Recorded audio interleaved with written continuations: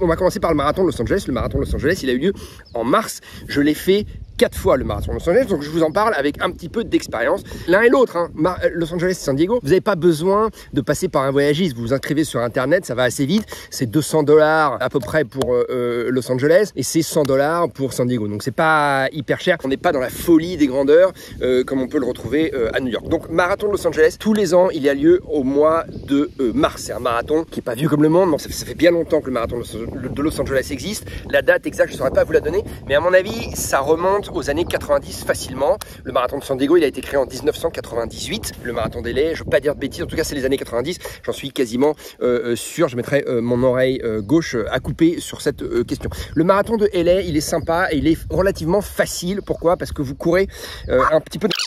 Elle veut participer.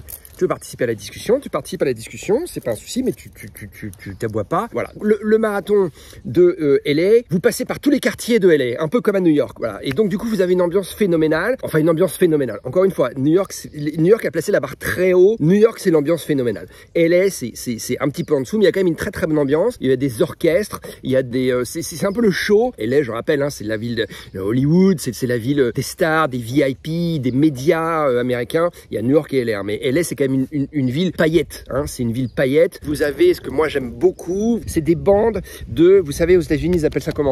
Des marching bands. Et c'est quoi les marching bands? Et ben, les marching bands, c'est des jeunes qui sont souvent en université. C'est un mix de cheerleaders et de gens qui font de la musique et qui jonglent avec leur instrument de musique. Et du coup, ça crée une ambiance vraiment particulière parce qu'ils dansent, ils jouent de la musique et c'est souvent de très haut niveau. Ça fait 2 ans que j'ai pas vu. Bon, mais voilà, mais à mon avis ça va revenir. Tu vois, c'est juste que parce que le Covid a un petit peu tué ça dans l'œuf. Mais je pense que c'était une initiative vachement sympa, d'autant que, et alors ça c'est toujours d'actualité, quand vous passez à un moment donné sur le parcours, il y a 2 universités majeures à Los Angeles, c'est un peu la bagarre entre les deux, c'est UCLA et USC, UCLA et USC, et du coup vous passez à un moment donné, il y a un trottoir, c'est les cheerleaders de UCLA, et l'autre trottoir c'est les cheerleaders de USC, et les deux, si vous voulez, se font un petit peu la bagarre, c'est à celui qui fait le plus de bruit, c'est à celui qui a les mecs torse nu les mieux foutus, les filles en petites jupettes les plus jolies, et donc c'est assez sympa et c'est à voir. Voilà. LA, parcours pas très difficile en ce sens qu'il n'y a pas de dénivelé. Hein. En plus, vous démarrez en pente, mais il n'y a pas de grosses côtes.